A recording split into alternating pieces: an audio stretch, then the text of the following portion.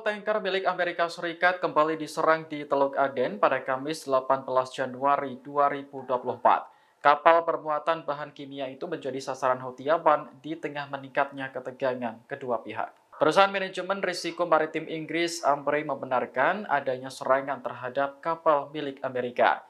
Kapal bernama Camp Ranger itu dihantam oleh drone saat berlayar dari Jeddah, Arab Saudi menuju Kuwait. Meski begitu, tidak ada laporan kerusakan maupun korban jiwa.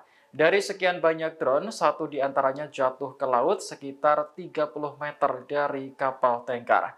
Kapal Camp Ranger memang dimiliki oleh Amerika, namun pengoperasiannya dilakukan oleh Yunani. Komando Pusat Amerika atau CENTCOM juga membenarkan serangan terhadap kapal Camp Ranger di Teluk Aden.